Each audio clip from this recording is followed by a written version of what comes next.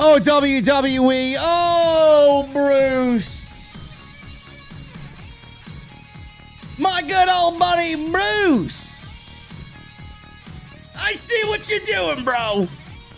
I see what you're doing, man. You're teasing a unification match once again. This time next week on SmackDown. You're a fucking comedian, Bruce. You're a fucking comedian, man. Holy shit, man. Dude, does anybody believe that there's gonna be a fucking unification match next week? Are you serious?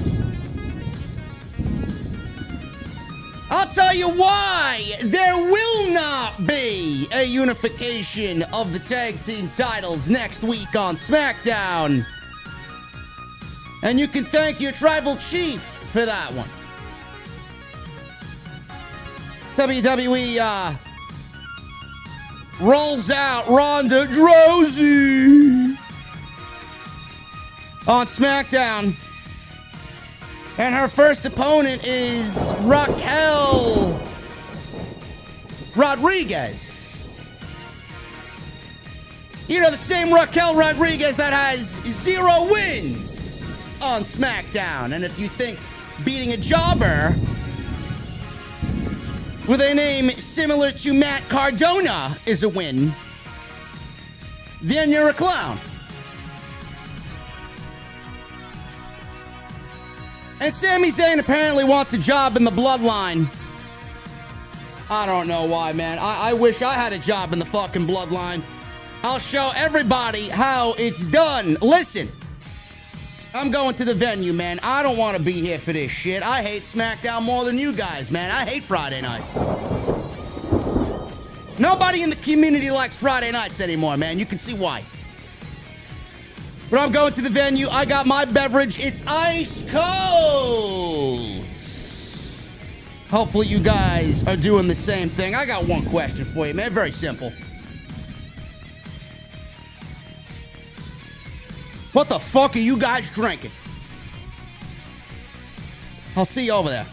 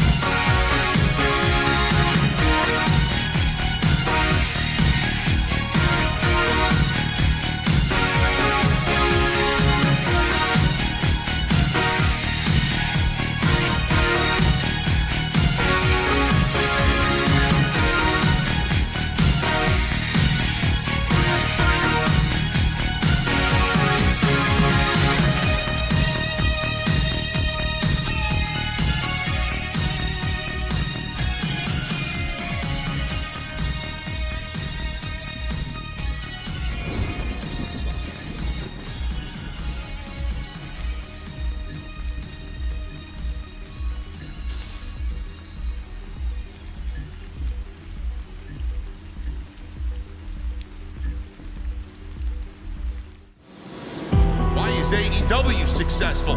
Why is Tony Khan running his promotion better than Vince McMahon and Bruce Pritchard are running Monday night and Friday night? Long-term booking.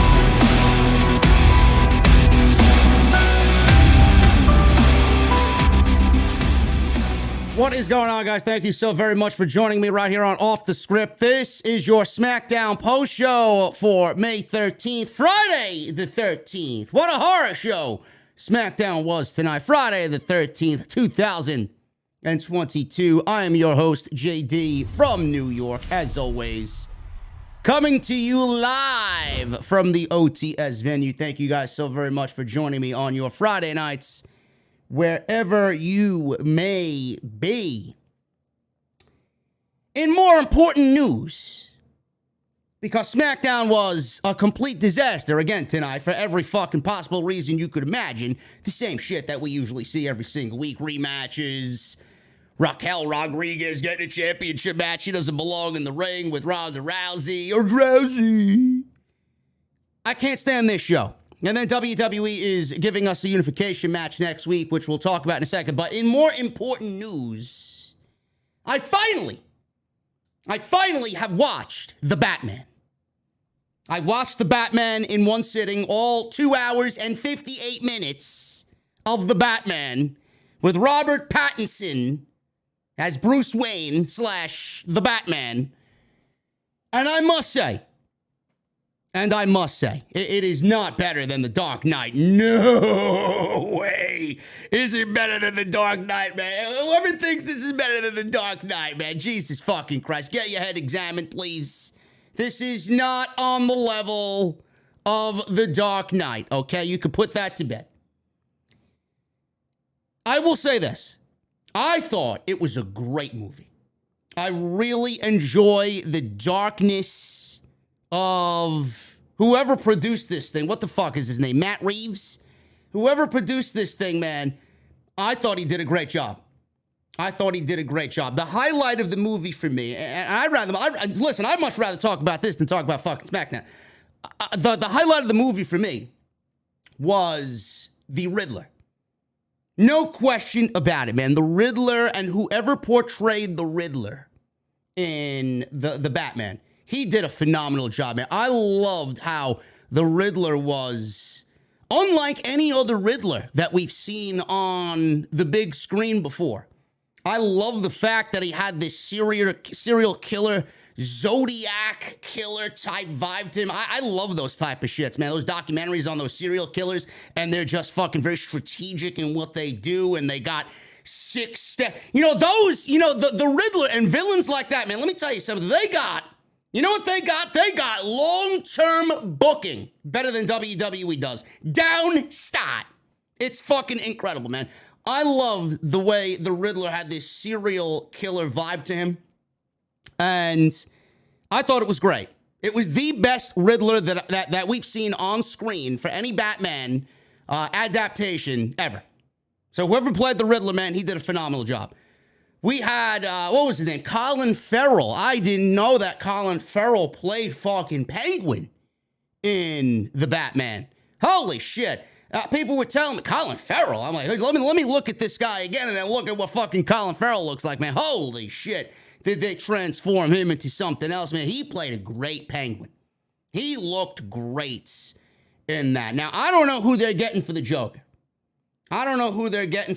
Man. We saw the shadow of the Joker behind the jail cell door while he and the Riddler were laughing it up at the end of the movie before Batman went to go rendezvous with the Catwoman, who I also thought was a great adaptation of the Catwoman, too. I don't know who they're getting to play the Joker, but I will say this. It is, if it's like anything that we've seen so far with the casting and the portrayals, I'm going to trust Matt Reeves that he's got somebody handpicked for the Joker that's going to do a great job. It's not going to be a Heath Ledger Joker, but if it's something along the lines of what we saw in this first movie, I think it's going to be great. Now, the thing is, with Batman, Bruce Wayne, Robert Pattinson, to me, played a phenomenal Batman. He was a great Batman.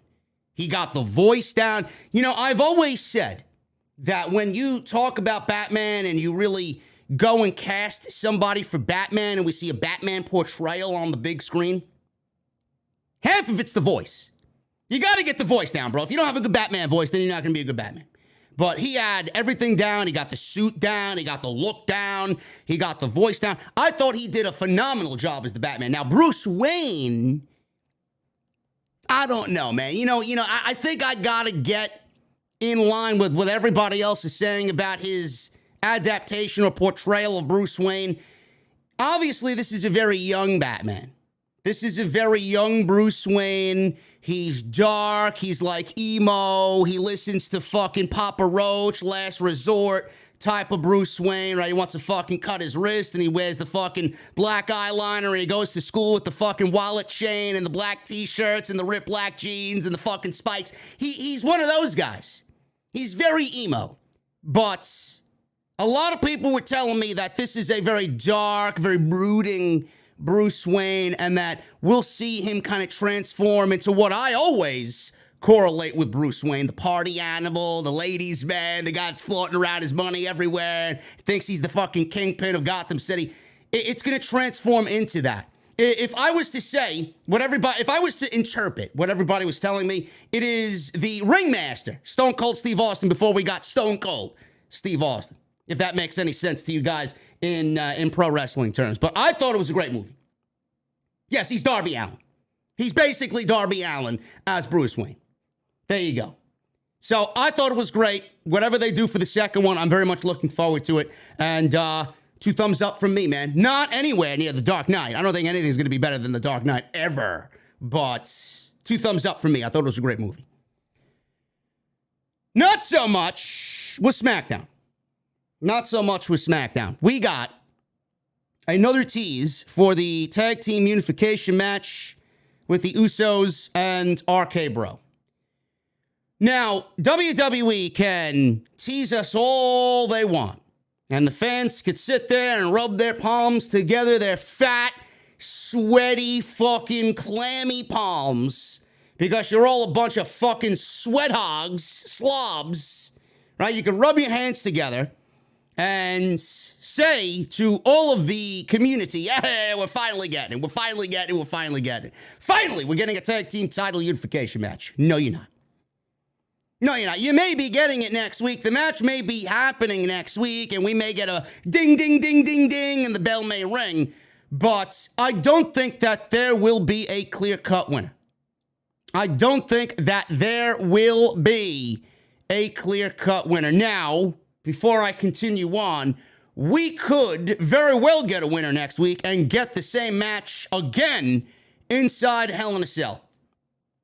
That's what I'm thinking. But my initial point of view from watching this show and knowing what we know about Roman Reigns will not be on the Hell in a Cell card.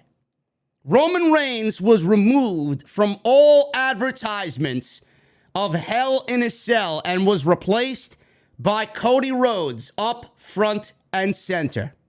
Roman Reigns will not be defending the Universal Championship or the WWE Championship at Hell in a Cell, and the only pay-per-views he is scheduled for are Money in the Bank and SummerSlam, and then more than likely the UK show Clash at the Castle. And we will be talking about this extensively on the podcast Sunday Night Live on YouTube. I got all the information you need about Roman Reigns, and we'll talk about what's going to happen and what I do and book it all going into Clash at the Castle. But Roman Reigns will not be at Hell in a Cell. There will not be a World Championship title match at Hell in a Cell. And the main event for the pay-per-view, more than likely, will be the Usos versus RK-Bro for the Tag Team Championships inside Hell in a Cell. I do not think we're getting a Tag Team title change next week on SmackDown. That is way too easy. That is way too easy. And knowing what we know about Roman Reigns and the fact that he won't be there, if we have, and this is not unlike WWE to do the match again, I don't like it, because if they're doing it now, then we should just do it on Friday and just call it a day and crown new champions. But I do think that we get a fuck finish next week. And I think we get this match again dragged out for another couple of weeks, and we put this thing inside Hell in a Cell. Maybe Sami Zayn gets involved. Maybe Roman Reigns gets involved somehow, being that Matt Riddle need him in the face tonight out of nowhere. Of all the people that he need in the face, he need Matt Riddle need Roman Reigns in the face. Not Jay, not Jimmy, not Paul Heyman. It was Roman Reigns. So I think we get a fuck finish next week. I think we get a start over, a do-over inside Hell in a Cell. And I think they lock both of these teams inside, just like the Usos had that classic Hell in a Cell match with the New Day. I think we get another classic Hell in a Cell match, tag team match for the Unified Tag Team Championships, RK-Bro and the Usos inside Hell in a Cell. That's my prediction. Now, we could very well see, like I said just before, we could very well see a title change next week, and they do the same match over again inside Hell in a Cell with one team challenging and the other team defending. I don't think that really is a huge selling point for the pay-per-view. WWE is going to need to hook you for the pay-per-view. WWE wants to make it feel like it's a big deal. It's got to warrant a Hell in a Cell. How do you do that? You fuck finish next week, and then you get these two teams inside Hell in a Cell, and you crown new tag team champions at the pay-per-view, because Roman Reigns won't be defending the world championships at Hell in a Cell. Simple. The other big story that happened tonight was Ronda Rousey. She showed up, new SmackDown Women's Champion, and she had an open challenge tonight. Now, we all know the SmackDown roster is very, very, very thin. There is no legit competition for Ronda Rousey. Seems like WWE has the same problem with the women as if they don't have any clue. I'm sure they know what's going on. They have the same problem with Ronda Rousey as they do with Roman Reigns, and vice versa. WWE had Ronda Rousey show up tonight and issue an open challenge, and out comes Raquel Rodriguez, smiling everywhere. Smiling everywhere, man. You could fucking kick this woman's dog into next week, man. Smiling everywhere. Holy shit. They told her to smile, man. They turned it up to about a fucking 21 on the goddamn volume knob, man. Where max is 10, they turned it up to fucking 21. Holy shit. She looks utterly ridiculous, man. She looks like she's getting ready for the fucking circuses. Raquel Rodriguez smiling everywhere, you know? She's smiling everywhere. Holy shit, man. My God, could you make anyone look any more ridiculous than WWE has done to Raquel Rodriguez? I would love to know who her dentist is, man. Apparently, Kevin Dunne is infatuated with her fucking teeth. That's all I see, man. Nothing else. Look at those pearly whites on Raquel Gonzalez that we changed her name to Rodriguez. Wood. It's exactly what they did to her. So she comes out. This woman has won 0 matches on this show. She won 1 match that was against a jobber. Those don't count. She wrestled somebody by the name of Kat Cardona. Yes, I believe that was her name. Kat Carzona or something like that. Jobber match. And here she is claiming that she is in line and deserves the right to challenge Ronda Rousey for the SmackDown Women's Championship. She's not even worthy to be in line to order a fucking piece of Danish at Starbucks. Never mind getting a fucking SmackDown Women's Championship match against Ronda Rousey. But somehow WWE has fooled its fans to think that this is a match that people want to see. I expected this to be a complete burial. I mean, who did? Everybody expected this to be a complete burial. I was shocked to see that WWE gave Raquel as much offense as they did. Now, it still resulted in a loss, and this resulted in something that will be forgotten by the time this show is over, which is 10 o'clock. I'm assuming you guys have already forgotten what happened on the show, and now you're listening to me because I'm far greater entertainment than anything that happened on Friday night on Fox. But this will be long forgotten by the time next week rolls around. Raquel Rodriguez takes an L. You know what she did when she lost? Smiling everywhere, man. She's smiling for the crowd. Right? Oh, my goodness. Jesus fucking Christ. Put the teeth away, man. Does Braun like to see you smile that much? Listen, I'm sure Braun loves to see you smile. She got a very pretty smile. But when you're on TV and you lose to Ronda Rousey, I don't want to see her smiling everywhere. I want to see somebody that was defeated and that is upset and that's going to go on a warpath in the women's division. We got another Butch match against Kofi Kingston. We got Sami Zayn wanting to be in the Bloodline and working unofficially for the Bloodline. And that was pretty much all that happened on SmackDown, man. This show sucks. This show is utterly fucking garbage. I don't know how anybody watches this shit and enjoys themselves on a Friday night. Yes, she is dating, E-Man Perry. She is dating Adam Scherr. Yes, she is dating Braun Strowman. I thought this was the in thing to know in the news. Yes, she is dating Braun. How? I don't know how he scored that. I have no fucking idea, but I mean, to each his own. To each his own. Good for him, I guess. Anyway, guys, thank you so very much for joining me here on Off the Script. It is Friday the 13th, and WWE gave you a very scary episode of SmackDown, all things considering. Thank you guys for joining me on your Friday nights. We got 1,300 plus. People are still filtering on in to the venue. We got 400 likes right now, man. We got 1,300 plus. Let's see 1,000 likes tonight on the post show for SmackDown right here on OTS, man. 1,000 likes is the minimum right here on the podcast tonight. So make sure you guys hit that thumbs up if you guys have not done so, man. I'm here giving you guys entertainment on a Friday night. It's the least you could do for me, man. It helps me out, helps the video out, helps the channel out. It's a great way to support without doing much of anything, really. Super chats are open. You guys can let me know what you think of SmackDown in the comments section, in the super chats. Let me know what you guys think. And we'll hang out at the end of the show with our cold beverages.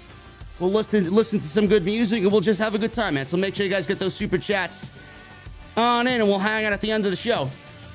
Also, make sure you guys go hit that join button and become a VIP right here on the podcast, man. I am working on, YouTube just released in beta, we got gifting of channel memberships. Now, I just signed up for that. Hopefully, we get approved for that in the coming weeks. And as soon as I let you guys know about that, we will be promoting the shit out of that, man. I want everybody. I want that VIP fucking section filled up, man. So if you guys have not joined, make sure you guys hit that join button, become a VIP, a channel member right here on Off the Script. Go get your t-shirts. Bonfire.com is the exclusive home of Off the Scripts. Go check out all the other videos that you might have missed on the channel. We have plenty of content, man. We got Monday Night Raw. We got an extra on Roman Reigns and the big story about Roman Reigns taking 10 weeks off, potentially, this summer. AEW Dynamite. Jesse and I were live on Wednesday. I'm live tonight. I'll be live again on Sunday night for episode 430 of Off the Script. Plenty of news, man. Roman Reigns news, MJF leaving AEW news. I got it all covered for you, man. So make sure you guys tune into that. Sunday night, I will be sending out notifications sometime this weekend.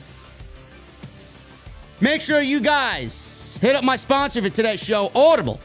audibletrial.com/offthescript. 30 days free of their service and one free audiobook of your choice. Not their choice, your choice. You get 30 days free of their service and you get one free audiobook of your choice. That's audibletrial.com/offthescript. And I want to thank them, as always, for supporting the podcast here on the Friday Night SmackDown post show on Off the Script. And just a word of warning, guys. I did not watch all of Rampage tonight. I was busy doing a bunch of things around the house. I did not watch Rampage, so there will be no Rampage coverage. If you guys want to go check out Rampage coverage, you guys can go check out my partner on Wednesday night, Jesse, the Chi-Town Smark. He covered Rampage tonight in its entirety, 45 minutes. Go check him out. He's got you covered right over there. I'll be back with the Rampage coverage next week at normal time because it will be back on Friday night at 7 p.m. But no Rampage coverage tonight on the podcast. Let's start at the top, man. SmackDown. Randy Orton and Matt Riddle came out. They were the first two guys that we saw on tonight's SmackDown. Orton and Riddle came out. Big ovation for RKBRO. They were in Connecticut this evening. They were at the Mohegan Sun Arena in Wilkes-Barre, Pennsylvania. So Matt Riddle and Randy Orton came out, and they're in the ring, and they're excited to be here on SmackDown. And he said he and his partner are very excited to be there, but they're also sick and tired of the chase. They're tired of chasing the Usos. So the Usos don't have the balls to make decisions for themselves. He says it's obvious Roman Reigns is the only one making decisions in the Bloodline. Riddle says he thought they had the match won at Backlash, but then Reigns speared him and they lost. Riddle said one thing he's good at, and one of the things he's best at, is seeing patterns. It's like my sixth or seventh sense, he said. Orton looked like he was a little confused at what Matt Riddle was saying. Riddle said anytime the Usos can't handle their business, Reigns comes in and tries to take care of it. Orton said they're sick of it, and they are demanding a chance to become the undisputed tag team champions of the world. He called Reigns to come on out. Pat McAfee and Michael Cole were on commentary. Pat McAfee said Orton has been around for 20 years. But Reigns is, right now, he said, the landlord of SmackDown on Fox. So instead of Roman Reigns, we got Sami Zayn. Sami Zayn unofficially doing Bloodline business to try and get in good with Roman Reigns. Sami asked if Orton honestly thinks he can just snap his fingers and get Reigns to come out whenever he summons him. Sami said, as the locker room leader he is, very happy to address all of this on his behalf. He said he speaks for the entire WWE universe when he says no one wants to see the tag team title unification match between the Usos and RK-Bro. He said, more importantly, Orton and Riddle shouldn't want it because if it happens, they will lose. Sami says he's trying to handle this with leadership. He's trying to handle this as the leader of the SmackDown locker room. He suggested that they take their Raw tag team titles and leave and don't come back. Orton asked what he's doing out here. Legitimately, what is he doing out here? Riddle says he's going to call him Rusty because that's your hair color. It is the color of rust. So fans began chanting, Rusty, Rusty. Riddle clarified his name is Sami, locker room leader. Or Sami clarified his name as Sami, locker room leader, as Riddle began chanting more and more, Rusty, Rusty. Sami said what he's about to say isn't a threat, but he said he should think about how he talks about Reigns and the Bloodline. He said the last person who disrespected them was Shinsuke Nakamura. He said he handled that situation last week. Orton said Sami isn't an errand boy for Roman Reigns, but is making decisions for the Bloodline. He says he makes calls and gets things done, which is cool. Sami acknowledged it's cool. Orton said he's a vital part of SmackDown. Sami says he gets it. Orton said in this case, he should make the decision to grant them a match. Sami versus Riddle, and if Riddle wins, they get a unification tag team title match. Fans wanted to see this. I did not. Orton told Sami if he's calling the shots, make it happen and make a lot of people happy. Sami looked around all nervous. Fine, let's do it. And then Sami rolled out of the ring and said, well, these things are very complicated. Maybe we can talk about this in about a week or two. So he's going to go talk to Paul Heyman. He's going to go talk to Roman Reigns to get it all figured out. Adam Pearce walks out, and he said everybody here in the Mohegan Sun would like to see Sami Zayn versus Matt Riddle tonight. He said the match is official, and it starts right now. So we got a Matt Riddle versus Sami Zayn match with what I think is now, if Sami Zayn loses, we get a tag team title match between the Usos and RK-Bro. I don't know why we are having Sami Zayn gatekeep for the tag team championships, and a match is made to determine whether or not we get Matt Riddle winning or losing, and based on that, we get the decision that hangs in the balance for the tag team championships and the unification match of the tag team titles. I think it's utterly ridiculous. It almost seems like WWE wrote this show during their lunch hour today. What does Sami Zayn have to do with the unification of the tag team titles? And why are you even teasing that Sami Zayn, on behalf of the Bloodline, is making that sort of decision? It is fucking ridiculous. Whether that was the case or not, it is fucking ridiculous to even throw that out there in the universe. Sami Zayn has nothing to do with this situation. You should want to do the match because out of all the current problems in WWE right now, this is one that needs the utmost of importance and the utmost of priority. You should want to do this match based off the simple fucking fact of the matter that it needs to be done. Stop teasing, stop prolonging, stop walking on eggshells, stop fucking clickbaiting the audience. Just do the match. I'm sick and tired of waiting. I'm sick and tired of the teases. I'm sick and tired of RKBRO going to Monday Night Raw and wrestling the Street Profits for the fucking 18th time, or the Alpha Academy for the fucking 13th time. And then that's it on Monday night. Nobody else. WWE is in a situation right now where if they even unify the tag team championships, there may be a good 5 or 6 solid teams on WWE's roster. I don't really consider that a division. You know, when you look at the other show, the one on Wednesday night, they got about 20 fucking tag teams. They know what the fuck they're doing with their tag team title situation. Why is it so difficult for WWE to make this one decision? Just do it. I promise you, it will be like pulling that Band-Aid off, and it will be swift and painless. It's not going to hurt. It's not going to bother you. It's going to make your show better. Now, I don't know how Fox is going to handle this. I don't. With the rumor that they want brand exclusivity, I don't know what the fuck they're going to do. Are they going to want Monday Night Raw roster members on Friday night? I don't know. Do we even get a unification match? I don't know. I don't know what we're doing. Don't know why this match hasn't taken place yet.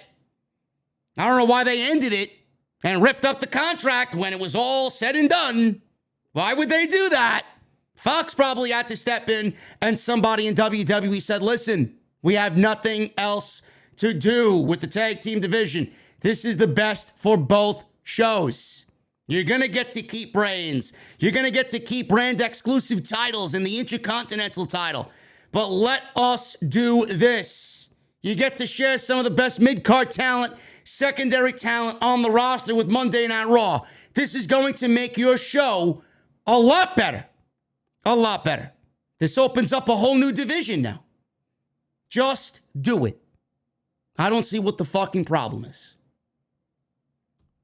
So we got this match. Matt Riddle, he beat Sami Zayn, obviously. This was not going to go any other way. Riddle beat Zayn in a very good match. Sami Zayn is excellent. Matt Riddle is excellent. Not really surprised that these two had a good match. If this was NXT Black and Gold and this was Matt Riddle and Sami Zayn, you know, Triple H NXT, I thought these two could have had a fucking fantastic match. This would have been TakeOver caliber if this was Triple H. So Riddle had an early advantage. Zayn quickly took over. He slowed the pace down with the, you guessed it, folks, the typical WWE chinlock. Riddle escaped. He took it to Zayn with a kick to the face, followed up with a running forearm in the corner. Riddle hit a punt kick, went for a Broton. Zayn got his knees up. Zayn took over. He went for a haluva kick. Riddle got his feet up. Zayn was in control again. He beat down Riddle some. Fans broke into a loud Riddle chant in the middle of this match to kind of hype him back into it. Zayn slowly climbed to the top rope. Riddle recovered. He jumped up. He went for a super RKO, but Zayn pushed him off. Zayn jumped off, Riddle knocked him out with a knee right for a 2 count. Riddle went for a bro to sleep. Zayn broke free. Hit a Michinoku driver for a very close near fall of his own. Zayn taunted Orton. Went for the draping DDT. All of Randy Orton's offense, mind you. Riddle reversed and dumped Zayn out to the floor. He followed up with a kick to the face, and then he dove over the ropes onto Sami Zayn. Riddle then hit a power slam. Set up for the RKO once again. Zayn rolled out of the ring, so Riddle chased after him, but Zayn threw him into the ring post. He then dumped Riddle over the barricade and tried to win the match by countout so that he could look good for Roman Reigns. So I'm assuming that if he was winning or wanted to win by countout, that the ruling in the promo pre-match was what they went with. So if Zayn beat Riddle, then the unification match would not be taking place. So he tried to win by countout. He obviously did not win by countout as Riddle got back in at a 9 count. So Riddle beat the count. He quickly hit a bro Derek upon entering the ring, and that was it. That was enough to beat Sami Zayn for the 1, 2, 3. It looks like RK-Bro is still in line for a tag team unification match if they want to go in that direction. After the match was over, Roman Reigns and the Usos were shown watching the match on the big screen in Roman Reigns' locker room. Reigns asked why RK-Bro are once again on his show. He said they already smashed them. Jay said they were talking trash about Reigns, and now they're on SmackDown talking trash about the longest reigning SmackDown Tag Team Champions in the Usos, saying they can't do anything on their own. He said the whole world will acknowledge the tribal chief tonight. Reigns really liked that comment by Jey Uso. So we got this match to happen. Sami Zayn gatekeeping the tag team titles. I didn't like it, but it seems like we were going to end the show at this point with more RK-Bro and Usos face-to-face with a potential match to be made for whenever WWE decides to do it. Just fucking do it. No tricks, no fucking hocus pocus, no backtracking, no announcing something and then taking it away. Just do the match. That's all you need to do. Have them go out there and have a barn burner of a match and call it a day, and you will have one tag team champion. Fine. I love it. Should have been done fucking 7 years ago, but here we are. So we got Shinsuke Nakamura. Following up with this, Sami Zayn mentioned that Shinsuke Nakamura failed. Nakamura walked up to Sami Zayn backstage and said, Roman is the head of the table, but you, Sami Zayn, you are the table's ass. He laughed and walked away from Sami Zayn. We will be getting Shinsuke Nakamura versus Roman Reigns at some point. I don't know when that will be, but WWE, according to the sources and the plans that we read via the dirt sheets over the weekend, that match is still scheduled to be in the plans and still scheduled to take place at some point between now and the end of the summer. So Roman Reigns and Nakamura more than likely will be happening at some point in the distant future. Ronda Rousey. She walked out in Connecticut and put everybody to fucking sleep. Ronda Rousey sleepwalked to the ring. Got a video package airing on Rousey's win over Charlotte at Backlash. Where is Charlotte? You guys may be asking. Where is the android? Charlotte Flair. I got backstage news on why Charlotte Flair was written off WWE television at WrestleMania Backlash. As many of you saw, Ronda Rousey is the new SmackDown Women's Champion. She beat Charlotte Flair at Backlash in an I Quit match. It was later noted that WWE had storyline written Charlotte off of television with a fractured radius, is what they reported on the pay-per-view, which is essentially a broken arm. This is a storyline reason to write her off television. Bryan Alvarez noted during his Backlash recap on the Bryan and Vinny show that Flair is getting married to Andrade very soon, and it appears that she's being written off so that she could have some time off for the wedding. Alvarez said, and I quote, "They claimed that her radius is broken. I'm pretty sure that this whole thing was a way to write Charlotte off TV for a little while. So Ronda won the title, and Charlotte's going to get married. Alvarez joked that's the way WWE does things. Charlotte could still show up on TV whenever she wants, but this is likely it for her for a while." It was also confirmed on this week's The Bump on WWE's YouTube channel that Flair is out of action indefinitely. It is exactly unclear how long she will be gone from television. Flair recently revealed to Ariel Helwani on BT Sport that her wedding is set for sometime this summer. Flair is engaged still, no matter what you guys may think or may not think. She is engaged still to former WWE star, current AEW star Andrade El Idolo. As for what's next for Rousey, there have been no hints given on who she will be feuding with next going into the summer months. That answer will likely come in the weeks leading up to the pay-per-view. Now, as far as Ronda Rousey, we'll get to her in a second. Charlotte Flair, this is fantastic. Anytime that Charlotte takes an extended time away from the show, it is so much of a better program when Charlotte Flair is not there.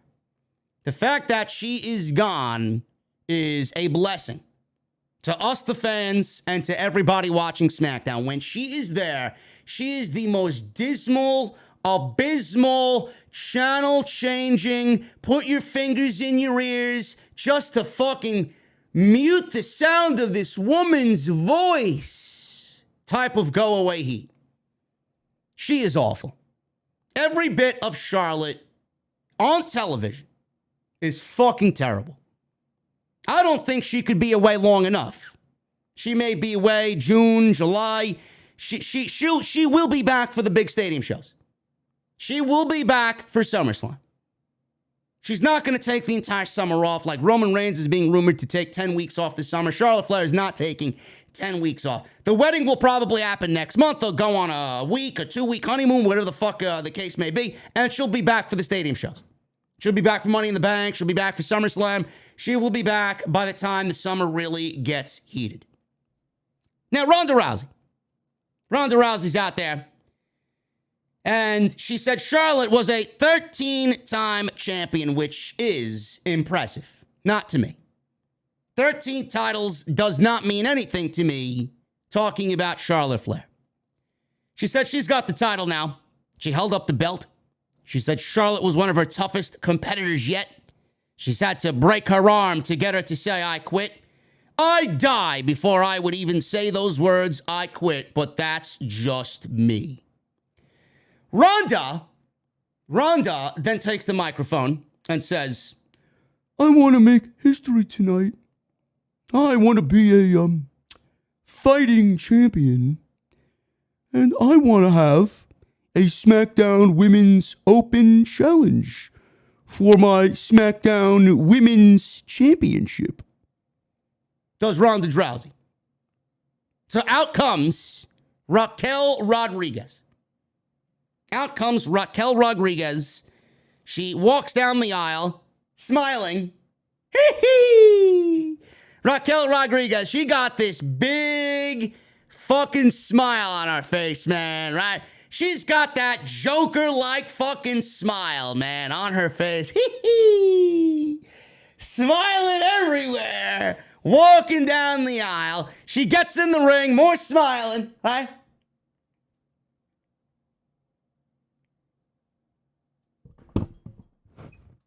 More smiling from Raquel Gonzalez.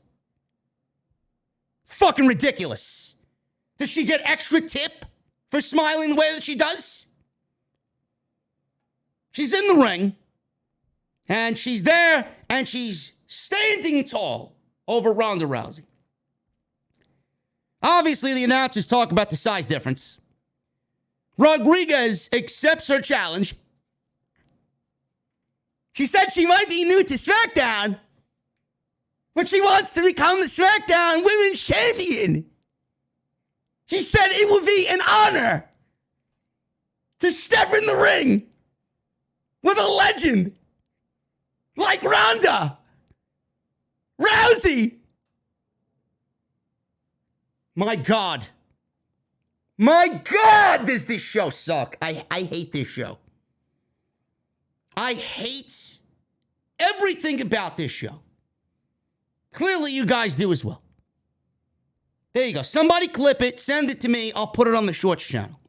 Or I'll put it on TikTok or Instagram, and then I'll get the fucking E-drones crying. Oh, JD always complains about everything, man. Is she never happy with anything?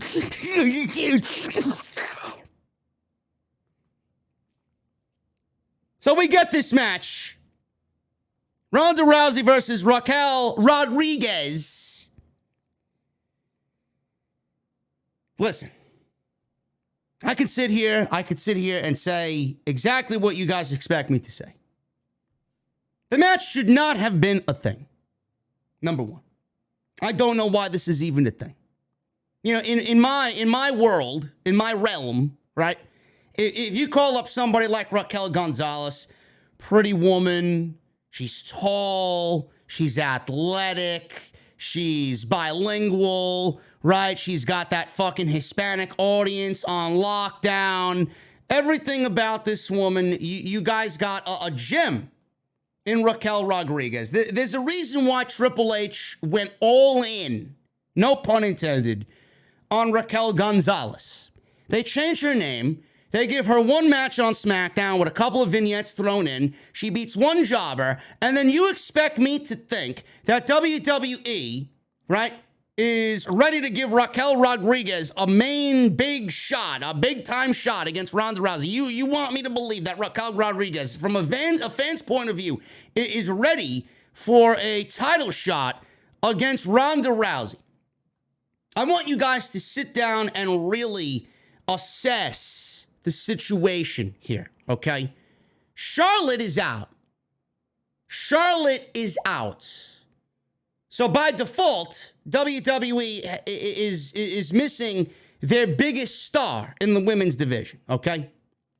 Sasha Banks and Naomi, they're tied up with the tag team titles right now, which, I mean, this can of liquid death that sits in my fucking beer koozie is more valuable than those SmackDown Women's Championships. They're taken up because WWE has nothing to do with them at all. Nothing for them to do whatsoever. So that's Charlotte, Sasha, and Naomi out. Those are three top-tier women that are out for one reason or another. Bayley is out. Bayley seems to maybe have had a setback, or maybe WWE is not ready to bring Bayley back just yet. Maybe she's just waiting in the wings, looming for the right opportunity to come back and challenge for the SmackDown Women's Championship. I'll even say the same thing that I said about Raquel Rodriguez. If Bayley comes back, I don't want to see her just jump right in front of everybody else and get a SmackDown Women's Championship match. No, that's not right. Said the same thing about Asuka. Asuka was on the show 1 week. She didn't even wrestle a fucking match. And automatically she's getting a championship contenders match against Bianca Belair that went 4 fucking minutes, by the way, on Monday Night Raw, right? So that's Charlotte, Sasha, Naomi, and Bayley, all gone for one reason or another. All removed from the top of the title card for one reason or another. Who exactly are you left with? Who exactly are you left with? Natalia. You're left with Natalia. You're left with Shayna Baszler. WWE's not going to run through that feud. I'd much rather see them be a pairing together. Natalia, Shayna, Aaliyah, Xia Li, and Shotzi Blackheart. 2 of those women in Shotzi and Aaliyah, they were pretty much fucking eradicated in a Charlotte and Ronda Rousey build for a Beat the Clock challenge. So those 2 are definitely not challenging Ronda Rousey for the SmackDown Women's Championship. So by default, because everybody else is either gone or tied up doing something else or is absolutely nothing more than a fucking loser, you're left with Raquel Rodriguez. Oh, by the way, they moved Lacey Evans over to Monday Night Raw. She's no longer a part of the SmackDown Women's division. So once again, I say you're left with Raquel Rodriguez. That's why you got this match tonight. And if you guys think that this match makes sense because you want to push your own narrative and you want to push your own agenda, then you need to slow your fucking shit down and assess the situation for what it is. But I don't expect most of the people to, because they have fucking peas for brains. That's why I exist. That's why I'm here. I look above everything in the community. I look down upon the fucking peons in the community, and I grace you with knowledge. I'm sorry. Does the truth hurt you? Does the truth fucking make you salty? I'm sorry. The match had no business being on television. Now all you've done is bred. Oh, well, she looked good. She got a lot of offense against Ronda Rousey. That's what you're going to get now. Because Raquel Rodriguez got a couple of fallaway slams and a couple of big moves on Ronda Rousey and a couple of big boots. Everybody's thinking, oh, she was made. She was made. She was not made. WWE made this match because there was nobody else to step foot in the ring with Ronda Rousey. In fact, the best move would have been to wait to have Ronda fight. Why did she need to wrestle on this show? She doesn't need to wrestle for the SmackDown Women's Championship as often as you expect her to, because she's a champion. You should see everybody else wrestle for a shot at Ronda Rousey. Why didn't you put Raquel Rodriguez in the fucking ring with Shotzi Blackheart? Why didn't you put Raquel Rodriguez in a match with Aaliyah or Xia Li? Or why didn't you give me a triple threat match, being that Aaliyah and Shotzi Blackheart want to fucking argue over who's getting the next shot? Why didn't you give me a triple threat match? I don't know, build the rest of the fucking division up? Maybe win some fucking matches, and then I won't have to come on here and make everybody look like a fucking fool for liking the shit that you were given tonight? Holy shit. That's the new thing. She was made. She was not made. The only thing that was made is a fucking truffle cake in fucking bakery for Titus Catering. It's the only thing that was fucking made. Raquel Rodriguez made. On what fucking planet was Raquel Rodriguez made? She lost. I don't give a shit who the fuck she was in there with. Ronda Rousey, Alundra Blaze, Bull Nakano, Trish Stratus, Lita. You could fucking line them all up. I don't give a fuck who the fuck she was in the ring with. She was made into a loser. The match was sloppy as shit. Absolutely terrible chemistry between these two women. So she got a lot of offense in on Ronda, which was surprising to me. Ronda was fighting from behind for most of this match. So Rousey and Rodriguez had a sloppy match at the end. Rodriguez dominated Rousey for most of this thing, using her strength against Ronda Rousey. Rodriguez dominated the early part of this match with some big power moves and her big strength over Ronda. She threw Rousey into the corner and followed up with a fallaway slam. Rodriguez then hit a second fallaway slam, hit an elbow off the second rope for a near fall. And Michael Cole pointed out that Ronda Rousey was bruised from head to toe because of her I Quit match with Charlotte Flair on Sunday. Rousey tried to fight back, but Rodriguez hit a side slam. She missed that big twisting splash off the second rope. Rousey briefly fought back. She locked on a guillotine. Rodriguez countered into a suplex. Rousey fought back, hit a series of strikes. She followed up with a knee and then a kick to the head. Rousey attempted Piper's Pit, but Rodriguez escaped. She countered with a torture rack, but dropped down into a Samoan drop. And Rodriguez went for her big power bomb. Rousey broke free. She went for an ankle lock. Rodriguez escaped that. She then took it to Rousey with a big kick to the face. She went for the power bomb one more time. And Ronda Rousey rolled through out of the power bomb and pinned Rodriguez down to the mat by hooking her neck and her shoulders down while hooking the leg.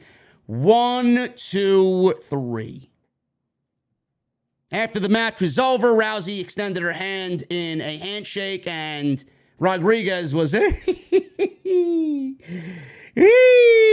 smiling all the way, shaking Rousey's hand. How does it feel to be a loser on SmackDown, Raquel Rodriguez?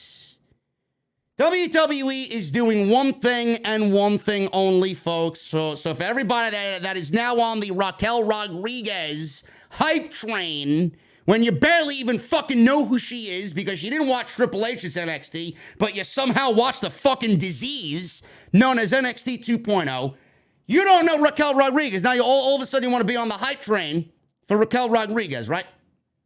I'll tell you what they're doing right now. She blew through Raquel Rodriguez. She's going to blow through Shotzi. She's going to blow through Aaliyah. She's going to blow through Xia Li. This is all leading to a potential Charlotte returning and getting a rematch. Or if WWE deems her cleared, Bayley coming back and getting a title shot against Ronda. Do you honestly think that WWE is going to do Raquel Rodriguez versus Ronda Rousey again at this point in the year? WWE has 3 stadium shows coming up. They got Money in the Bank. And she could win that if she needs to. Raquel Rodriguez can win Money in the Bank. Money in the Bank. They got SummerSlam, and they got Clash at the Castle. Do you genuinely think that WWE is going to book Raquel?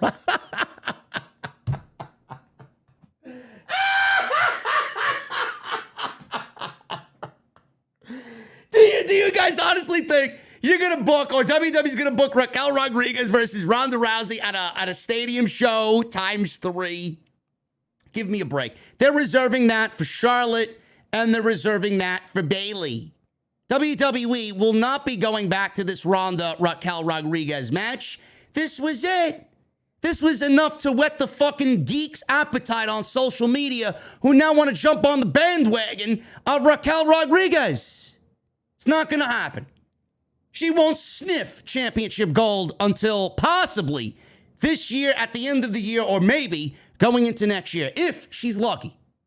WWE always does this. You would think that people would get hip with what WWE does. They're not going to push anybody but a top act against Ronda Rousey. It doesn't work that way. This is Fox at the end of the day. They want their woman in there with another top female because that's all they fucking give a shit about. In the back, Shotzi Blackheart was complaining to Adam Pearce why she's such a loser on WWE television. She claimed she was on her way to the ring, but Raquel Rodriguez pushed her out of the way. Aaliyah approached and claimed that Shotzi locked her in the dressing room so she couldn't accept the challenge. I don't know why we didn't do Rodriguez versus Shotzi, or Rodriguez versus Aaliyah, or Rodriguez versus Shotzi and Aaliyah to get some wins under her belt. Let's build her up. Instead, they want to throw her out there against Ronda Rousey, lose, and then go unnoticed for the next fucking 6 months. Yeah, that's a swell fucking job. But I got to hear for the next couple weeks how I'm wrong and how she's made. You guys are some fucking comedians, man. You guys are some fucking jokers, man. Seriously, holy shit. Madcap Moss. We had another Madcap Moss interview. Holy shit. Why? Why is he out there with a microphone? Can we dump this gimmick, please? This is awful. They did an injury angle here with Madcap Moss, and once again, Happy Corbin. So they recap Moss beating Corbin at Backlash. Kayla Braxton interviewed Madcap Moss. And she's in the ring. and she's asking him a bunch of questions. And Moss said Corbin can really wear you down with his terrible personality. He got a big win over him, though, at Backlash. He said he couldn't listen or talk about how much, or he couldn't listen to Baron Corbin talk anymore about how expensive his watch collection was. He said he would have tapped out if he had to listen to any more of his watch talk. He took shots at his tattoos. He said he shielded his eyes from his bald head and beat the big bad lone wolf. He let out some weird noise. Yee! Kayla asks what he wants to do now. He says, there's a couple of things I want to do. Number one, I'd like to start a tag team, a mixed tag team, with Sasha Banks and call it Madcap Boss. I did not laugh. He says he wants to win Money in the Bank. Man, that may be the best joke of the entire year, Madcap. Holy shit, man. You're a fucking comedian, bro. You're a fucking comedian. He wants to win Money in the Bank. Oh, man. This guy, man, he's got some fucking jokes, this Madcap. Holy shit. He wants to win Money in the Bank. He says he wants to replace title belts with title suspenders. Corbin then attacked Moss with a chair over and over and over again. He picks up the Andre the Giant trophy. He puts a chair around Madcap's throat, and he takes the trophy and Pillmanizes Madcap in the neck and the throat with the trophy, with the chair. Oh, big fucking boom in the middle of the ring. He squashes Madcap and his throat, crushes his throat with the trophy. And we got a gurney out there. We got the medical staff out there. And they roll him away on the stretcher. And they did a huge injury angle for Madcap Moss on SmackDown tonight. I don't know what's going on. They may be writing him off television. I don't know what the problem is. Listen, I swear on everything I own, man, if this is an injury angle to write him off television and have him come back as a serious character, I'm all for it. I can't stand this fucking shit. Riddick Moss is such a good fucking hand, man. He looks great. If he takes this serious approach and comes back and beats Corbin and goes all fucking gung-ho on him, I think it would be great for him. That's what needs to be done. If this is an injury angle to rewrite him off television and get him back and repackage him and get rid of this shit gimmick, I'm all for it. But if we see this injury angle and he comes back as Madcap Moss, I'm done. I'm done. I'm so over it. I don't know when this match is going to take place, but they are still continuing Madcap and Happy Corbin on Friday night. Please, hand me a double shot of bleach. Somebody on the rocks. Holy shit. I honestly think people are fucking sick and tired of the same repeated shit over and over again. This is one of them. Let's get him out of that gimmick and get him into something a little bit more serious. Sasha Banks and Naomi versus Natalia and Shayna Baszler. This was for the Women's Tag Team Championship. Natalia was on NXT 2.0 in the main event against Cora Jade. It was largely a women's show on Tuesday night, and they got the lowest rating in the history of NXT 2.0. Not surprising. It's what happens when you main event a fucking show with Natalya Neidhart and Cora Jade. But you got all the fucking E-drones and the fucking NXT 2.0 fucking baby shills out there on social media claiming that NXT is such a great show. This was happening well before you fucking shed the fucking Pampers, you little bitches. Triple H was doing this 4 or 5 years ago. Where the fuck were you? Where the fuck were you? Now all of a sudden you're all happy about NXT 2.0, man. I'm pushing the women. Triple H pushed the women. You know who buried the women? Bruce, Johnny Ace, and Vince. Give me a fucking break with your illogical fucking point of view. So we got this women's tag team match. And the heels were in control. Baszler worked over Naomi early. Naomi and Banks, I think they work very well together, man. I think they're a solid unit. Banks hit a Meteora on Natalia.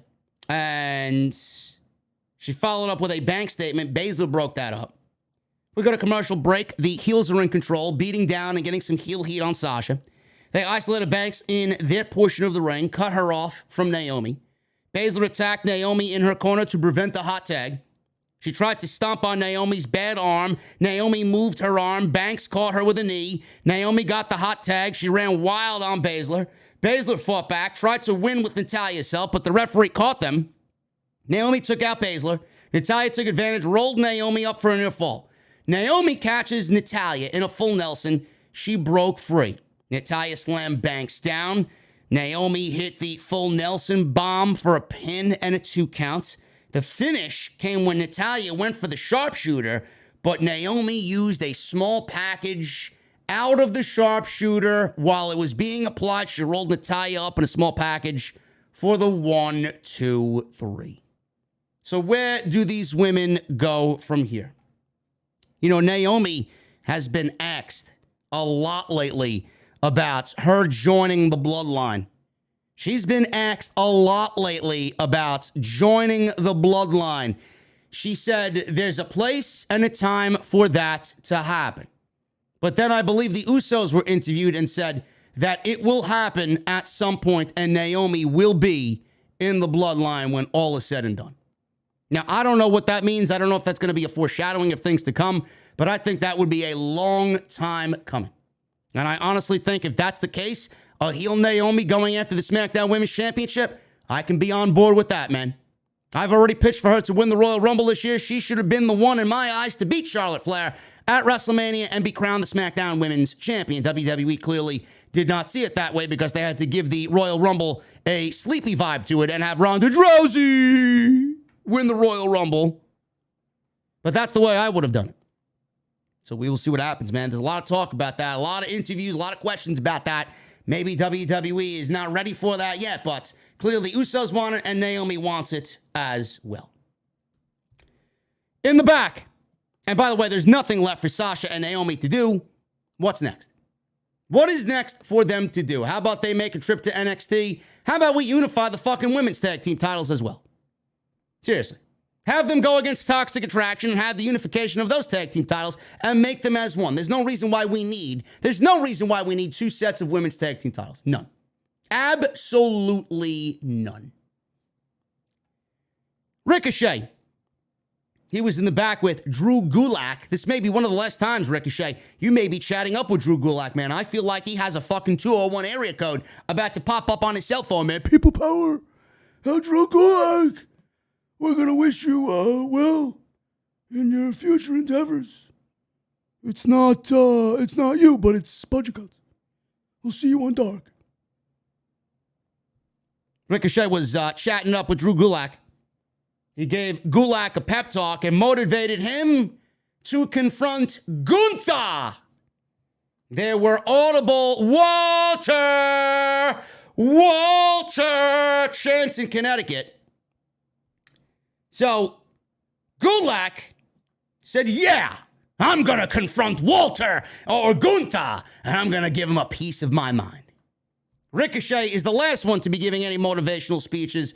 This guy is carrying around a title that hasn't been defended on pay-per-view since, get this, folks, WrestleMania 37 in what was a Nigerian drum match between Apollo Crews, who's going to be on the budget cut list when it's released, and Big E Langston. He should not be giving motivational speeches to anybody. So he talks about Gunther, he talks shit about Gunther, and then he rounds the corner, and there is standing Kaiser and Gunther. So Marcel Bartel says, what was that you were saying about the ring general? I can't do a good Kaiser. The ring general. What was that you were saying about the ring general? So Walter, we'll call him Walter because that's his real name. Walter was in this angry fucking vibe. He grabs Gulak by the throat. He shoves him into a door. He rips his shirt off, and he gives him one of the most vicious chops you will see on live television, to a point where Gulak's chest was visibly turning purple right before our very eyes. Yes. I would not take that chop for any amount of money you offer me. That looked brutal. Drew Gulak, bro, let me tell you something, man. We all love you, but your time is quickly ticking, and Johnny Ace is picking up his phone as of right now, man. He may be doing it a little slow because he's a little fucking, you know, people power, Johnny Laurinaitis, you know. But it'll be coming. It'll be coming. Don't worry, bro. Don't worry, bro. Listen, TK's got a spot waiting for you on Elevation as we speak. We got another match with Butch. Now, this is a new one, man. I haven't seen this one before. Holy shit. This is a fresh match, man. This is a fresh match. Butch versus Kofi Kingston. These fucking guys have been feuding since fucking January. Why? Like the 2-minute match at WrestleMania. Shouldn't have ended it. They continued to feud all through April. It is May 13th, and we're still getting this fucking feud. I mean, there was a fucking tables match last week where there was one clear-cut winner and one clear-cut loser. But here we are. Again. Why? Is there nothing else for these two teams to do? Oh, that's right. You don't want to tag team unify the division. It's great. It's great. That's a great one, Bruce. Fucking clown. Butch beat Kofi. I mean, it's never a bad match. But how many fucking times? How many times? I don't get it. So Kingston started off with a running drop kick. Butch took it to Kingston with a series of forearms. Butch slowed the pace down and worked the joint manipulation. Kingston missed a sliding drop kick, hit a springboard forearm instead. Kingston was being beaten down. He fought back, hit a drop kick. Kingston went for a springboard clothesline, but Butch countered with a forearm. Kingston recovered. He hit an SOS for a near fall. And Kingston hit a double foot stomp. He set up for the Trouble in Paradise. Ridge Holland, all of a sudden, tries to get on the apron, and he tried to interfere. Woods pulled him off the apron. Sheamus comes over and pokes his fucking nose into the business. He gives Xavier Woods a big jumping kick. I believe it was a bro kick. It looked like a jumping knee. But he did deliver, I guess, a bro kick. Kingston knocked Sheamus off the apron with a super kick. Butch took advantage of the distraction. He hit the bitter end, which they did not know the name of his finishing move. Somebody said, I think it was Michael Cole that finally called it what it was. Pat McAfee had no fucking clue what it was. The bitter end, and that was it. Butch beats Kofi 1, 2, 3. After the match is over, Butch ran into the crowd. He returned to the stage after celebrating with the fans in attendance.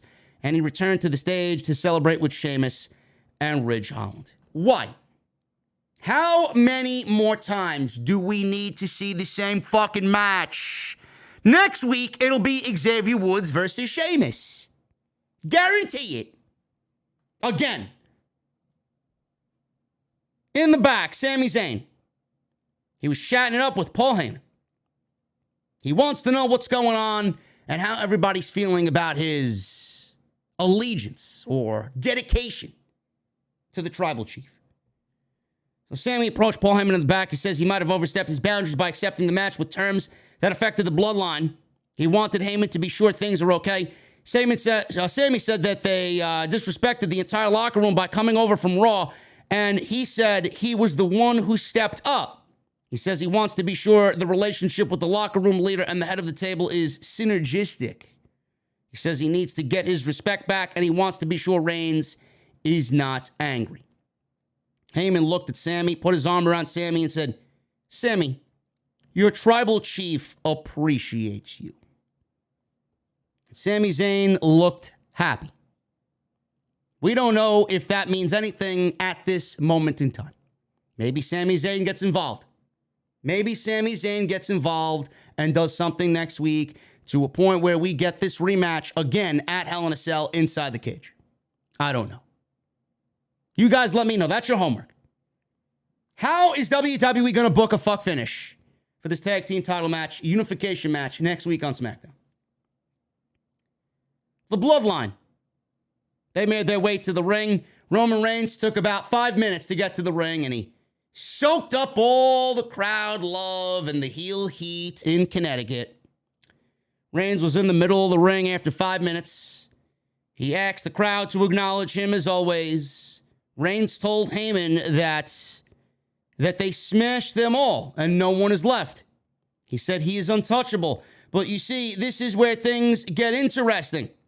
He explained that the Usos might have somebody next.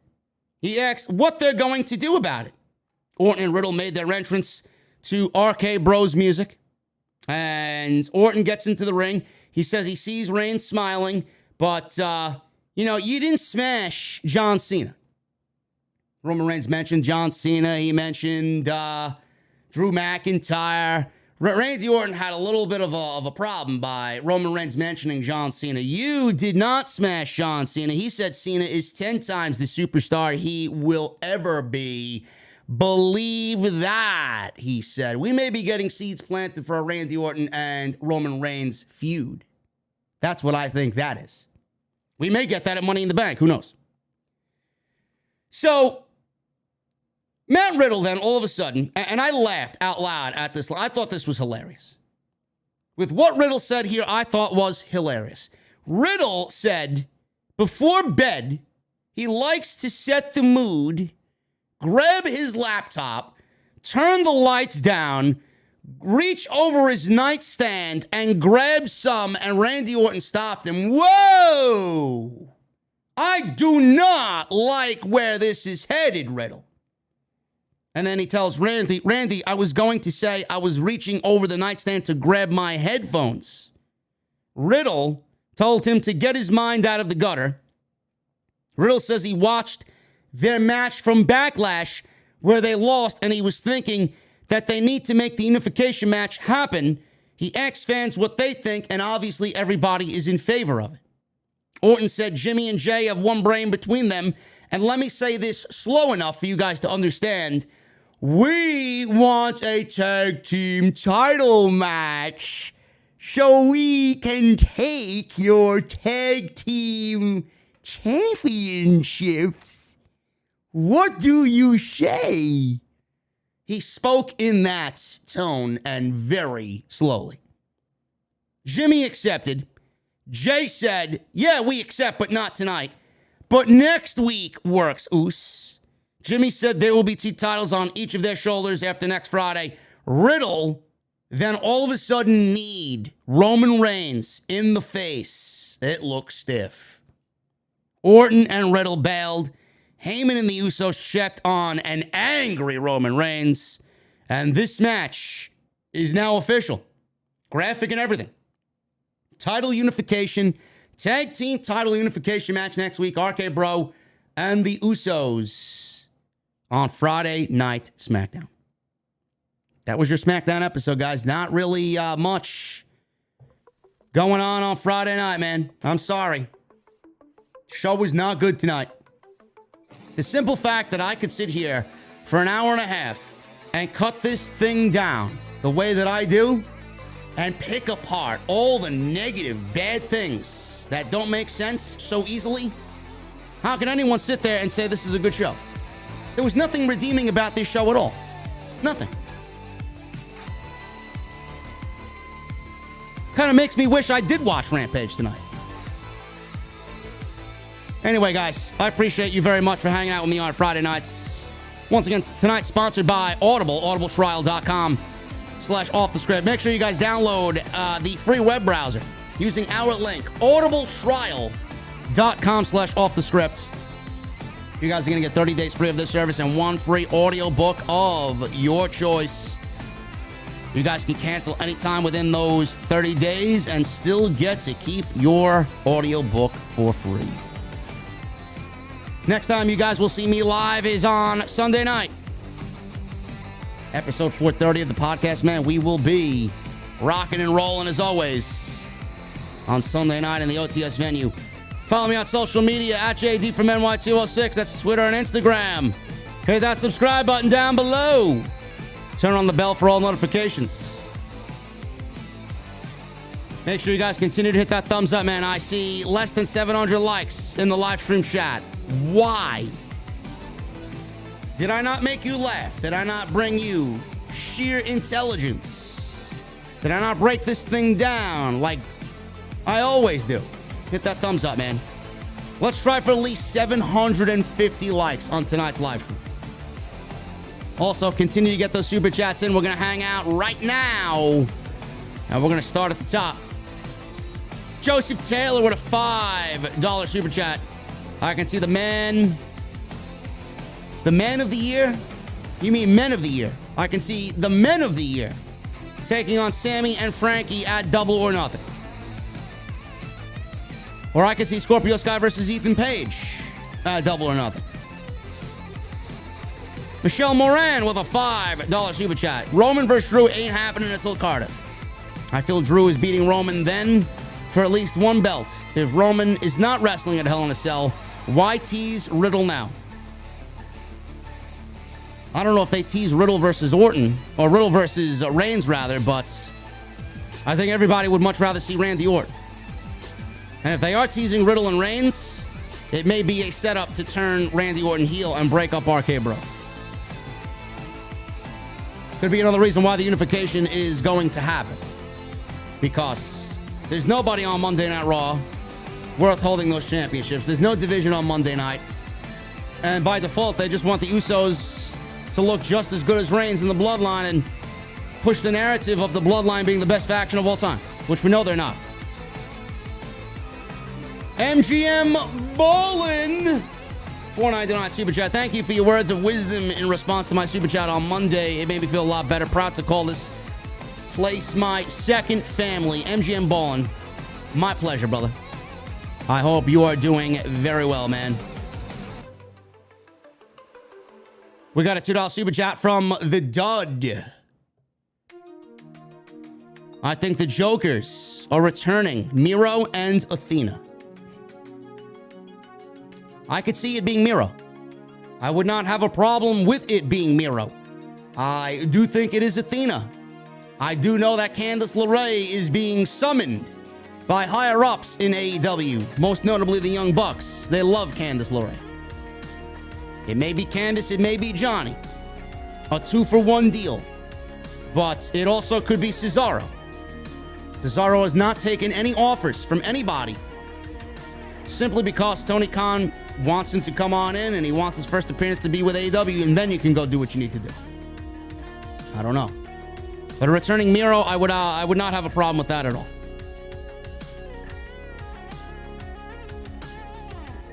Jay Patterson with a $5 super chat. Roman needs to lose to Cody and Drew, take his break, come back at Mania, face The Rock for head of the table, and lose. Bloodline is getting old. Yes. I do think that Roman drops the title to Drew in the United Kingdom. I think that is in the works, and I think that is WWE's make good for Drew McIntyre winning the WWE title against Brock Lesnar in an empty gymnasium and then having a very subpar title run on Monday night. Spirit of the Wolf for the $5 super chat. He simply says, wee! What? Thank you, Spirit of the Wolf, for the $5 super chat. Gotham Guy with a 5 in super chat. JD, there is a deleted scene for the Batman on YouTube. It involves an interrogation scene with Batman and you know who, definitely worth a look. Gotham Guy, I have seen it. I don't know why it was a deleted scene. I would have loved to see that in the movie, man. Hoyt Reynaldo with a $4.99 super chat.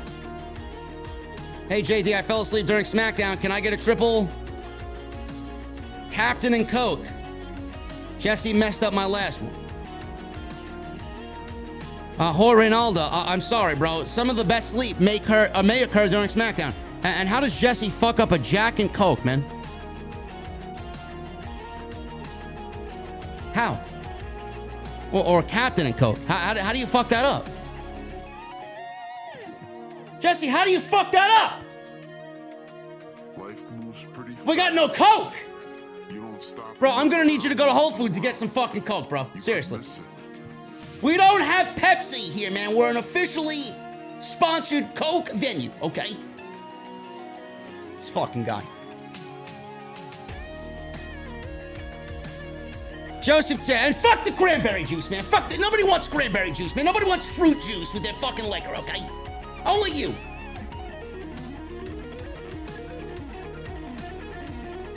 Joseph Taylor with a $2 super chat times 2. Kenny Omega is more of a legend than Ronda.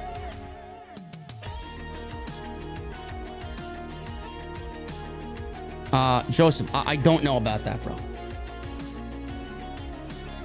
Bayley versus Ronda versus Charlotte at SummerSlam. I'll pass. I want a one-on-one match. Enough of the triple threat matches. We got a $1.99 super chat from Mr. Collector, who is employee of the month in Titus Catering. Dana, always. She folds those napkins like a pro, bro. Spirit of the Wolf, $5 super chat. Your impressions are the best in the IWC. Oh, Spirit of the Wolf, I know, bro. Nobody does it better than me. Lauren Hutton with a $2 super chat times 2. I'd be down for an Orton-Roman feud, and Orton and Cena are best friends in reality. How do you know? Do you know them? Are you their neighbors? Are you Randy Orton's neighbor in St. Louis, Missouri? I don't know. Lauren Marie Hutton, also with a 14-month membership in the venue. Lauren, thank you so much. Thank you for the recommitment. Caught highlights, and you are always on point. This show is so bad. May I please get an apple schnapps? I don't even think Jesse knows what the fuck that... Do we even have apple schnapps? I may have to get back to you on that, Lauren. I don't even know if I have apple anything in the venue. Crown apple, maybe. But apple schnapps? No. Gary, the new man, with the $2 super chat. Calling my shot. MJF is pulling a Summer of Punk. Bro, MJF is about to win the AEW World Championship. He's not going anywhere. And Ricardo Lino with a $4.99 super chat. OTS is home. Thanks for making a place for all of us. I ain't done yet, Ricardo. We're going to be adding to the venue. We're going to be adding to the OTS universe, man. Going to schedule a call with my design team, man. We're going to have something really, really spicy this summer. Anyway, guys, I appreciate you all hanging out on this dull, lethargic, lame, boring Friday night. I wish it was a little bit more exciting over on Friday nights, man, but I can't help if WWE wants to give you sleep-inducing television. I wish I could do a little bit better, man, but nobody wants to watch reviews on YouTube on Friday night. That all sucks. Issa in the chat, she says, Summer of Veer. My birthday is next month, June 16th, 1992. I will be 30 with a $2 super chat with Brandon James Shea. Thank you, bro. Make sure you pop into the venue on June 16th, man. We'll wish you a happy birthday. Anyway, guys, follow me on social media at JDfromNY206. Thank you for the 750 likes. Normally, the goal is 1,000. I'll let this one slide. Hit that subscribe button down below. Turn on the bell for all notifications. And make sure you guys hit that thumbs up on the way out, man. I appreciate you guys. Thank you for the super chat. Joey Clemenza with a 6-month re-up. Gotta admit, did not watch SmackDown tonight, but love hanging out in the venue. Another banger review, man. Thank you, Joey. Guys, I'm getting out of here, man. I need those guitar emojis in the chat. I need those Mustang emojis from my VIPs, and I need that music on max. Guys, I'll see you live on Sunday night with episode 430 of the podcast right here on Off the Scripts. I'll see you later.